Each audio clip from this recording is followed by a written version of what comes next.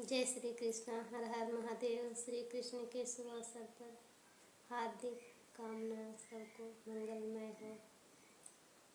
जेहि दीना कृष्ण के जन्म भये हैं, धरती आनंद भाई, धरती आनंद भाई हो।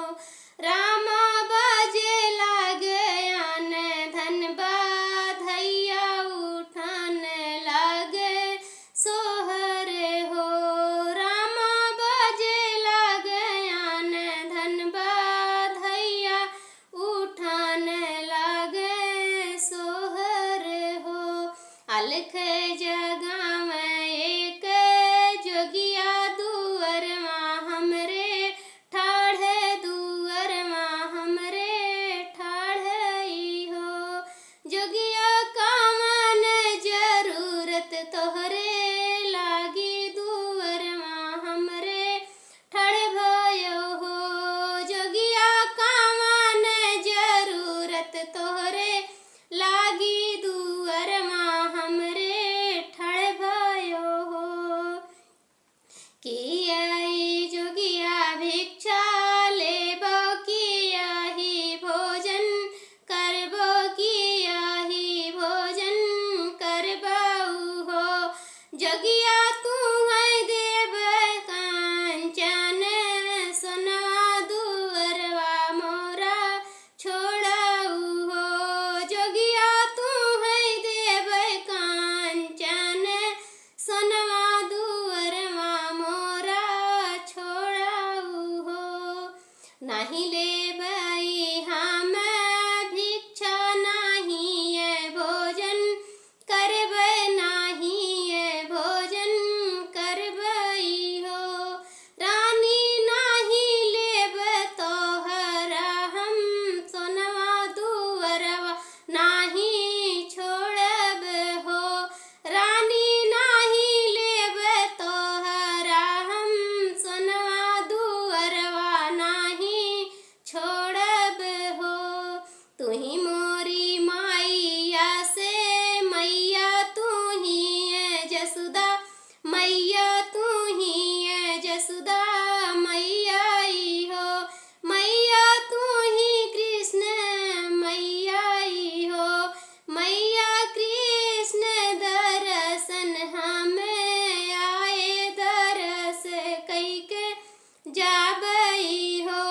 मैया कृष्ण दरस हमें आए, दरस कइके जाबई हो। तुही मोरे जोगिया से जोगिया, तू ही जोगिया जोग जाना, तू ही जोगिया तो न जाना हो। जोगिया 12 दिन कै कान्हैया नजर लागी जइहई हो। जोगिया 12 दिन कै कान्हैया नजर लागी जइहई हो। नहीं हम जोगिया जोग जानी, नहीं हम तो न जानी, नहीं हम तो न जानी हो। मैया कृष्ण दरस हमें आए, दरस कइके जाबई हो। मैया कृष्ण दरस हमें आए, दरस कइके जाबई हो। नहीं हम जोगिया जोग जानी, नहीं हम तो न जानी हो।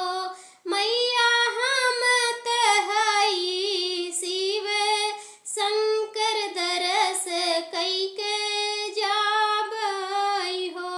मैया हम तहई शिव शंकर दरस कइके जाबई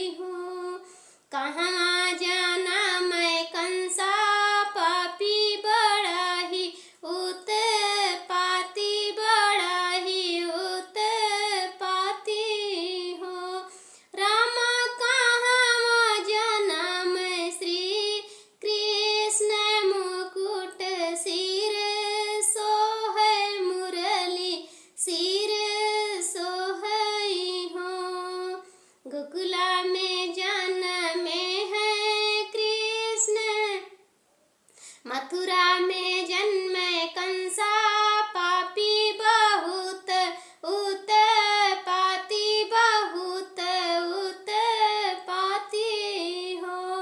सखिया गोकुला में जन्मे भगवान, मुकुट सिर सोहै, मुकुट सिर सोहै हो।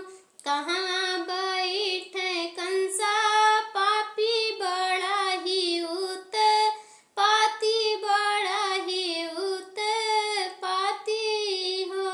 सखिया कहाँ बैठे श्री कृष्ण, मुकुट सिर सोहै, मुकुट सिर सोहै हो।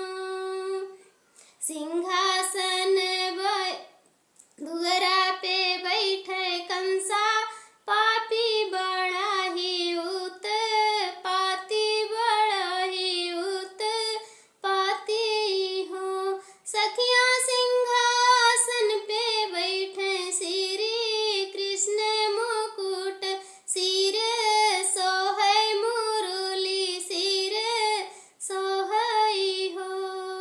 काऊ खाई कंसा, पापी बहुत उत्पाती, बहुत उत्पाती हो।